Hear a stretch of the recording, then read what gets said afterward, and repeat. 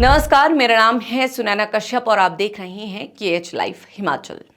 हिमाचल की राजनीति में इस पूरे हफ्ते अगर किसी एक मुद्दे ने सबसे ज्यादा सुर्खियां बटोरी है तो वो है ओल्ड पेंशन स्कीम यानी OPS।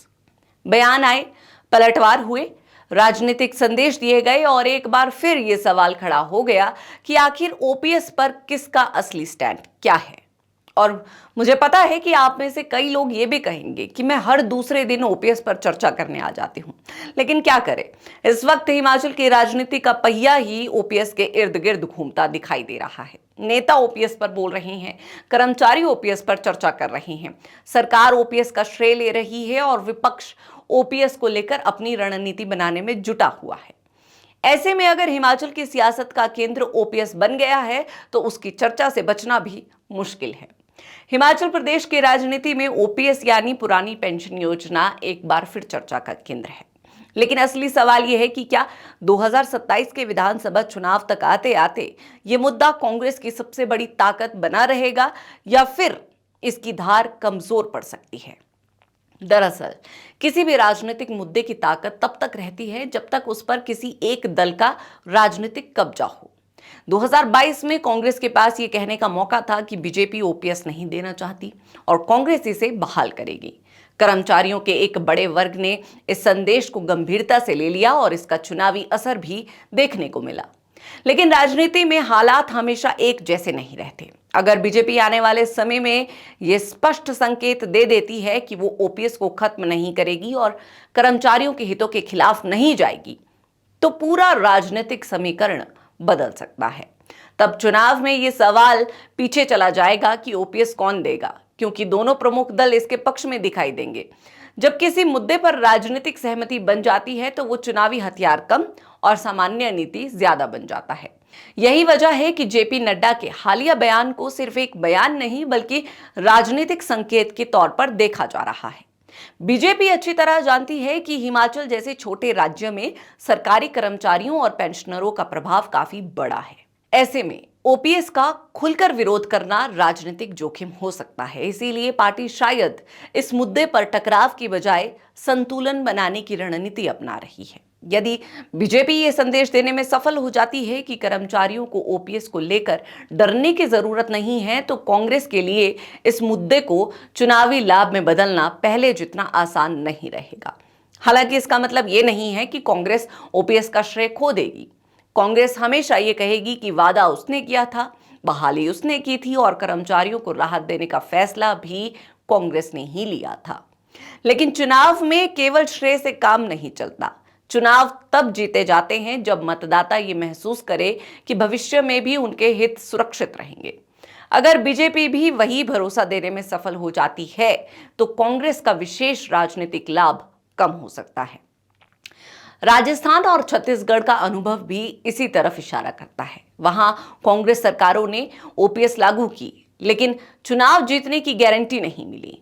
इसका मतलब यह है कि OPS महत्वपूर्ण मुद्दा जरूर है, लेकिन अकेला मुद्दा नहीं है। मतदाता सड़क, रोजगार, महंगाई, विकास, कानून व्यवस्था और सरकार के समग्र प्रदर्शन को भी देखता है। इसीलिए यह मान लेना कि सिर्फ OPS के दम पर चुनाव जीता जा सकता है, शायद राजनीतिक वास्तविकताओं को नजरअंदाज करना होगा। अगर आने वाले समय में बीजेपी OPS को लेकर नरम रुख अपनाती है तो हिमाचल की राजनीति में फोकस बदल सकता है। तब कांग्रेस के सामने चुनौती होगी कि वो OPS के अलावा अपनी दूसरी उपलब्धियों को भी जनता के सामने रखे। वहीं बीजेपी कोशिश करेगी कि चुनाव को पेंशन की बहस से निकालकर सरकार के प्रदर्शन और आर्थिक प्रबंधन की बहस में बदला जाए, खासकर तब जब हिमाचल की आर्थिक स्थिति, बढ़ता कर्ज और वित्तीय चुनौतियां पहले से ही राजनीतिक चर्चा का हिस्सा है। हालांकि ये सब सुनने में जितना आसान लगता है, राजनीतिक तौर पर उतना आसान है नहीं। हिमाचल में बीजेपी के चेहरे और नेता प्रतिपक्ष जयराम ठाकुर भले ही कर्मचारियों की नाराजगी और OPS के राजनीतिक असर को समझते हों, लेकिन उनके सामने चुनौतियां भी कम नहीं।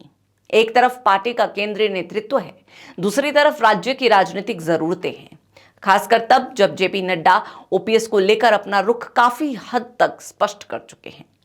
ऐसे में अगर जयराम ठाकुर भविष्य में OPS को लेकर कोई बड़ा राजनीतिक वादा करना भी चाहें तो पहले उन्हें अपने ही हाईकमान को भरोसे में लेना होगा और ये काम बिल्कुल भी आसान नहीं दिखाई देता। लेकिन राजनीति में कभी नहीं कहना चाहिए।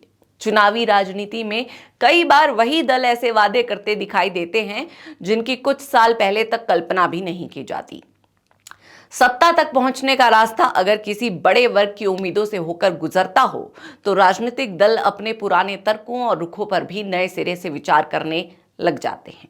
इसीलिए आज भले ही ये संभावना दूर की कौड़ी लगती हो, लेकिन कौन जानता है कि 2027 का चुनाव नजदीक आते आते कौन सा दल किस मुद्दे पर कितना बड़ा दांव खेल दे। आखिर राजनीति में सिद्धांत महत्वपूर्ण होते हैं, लेकिन चुनाव आते आते गणित अक्सर सिद्धांतों पर भारी पड़ जाता है। यानी राजनीतिक दृष्टि से देखें तो ओपीएस अभी भी एक बड़ा मुद्दा है, लेकिन इसकी चुनावी ताकत इस बात पर निर्भर करेगी कि बीजेपी आगे क्या रणनीति अपनाती है। अगर बीजेपी ओपीएस के विरोध की जगह समर्थन या सहमति का रास्ता चुनती है तो कांग्रेस का सबसे मजबूत चुनावी हथियार उतना प्रभावी नहीं रहेगा जितना 2022 में था। उस स्थिति में 2027 का चुनाव ओपीएस पर नहीं बल्कि सुक्खू सरकार के पूरे कार्यकाल के रिपोर्ट कार्ड पर लड़ा जा सकता है, और तब सचमुच हिमाचल की राजनीति का पूरा सियासी गणित बदल सकता है। बहरहाल आज की इस चर्चा में इतना ही। इस चर्चा पर आप सभी की क्या राय है हमें कमेंट सेक्शन में जरूर बताएं और हमारे चैनल को सब्सक्राइब जरूर करें।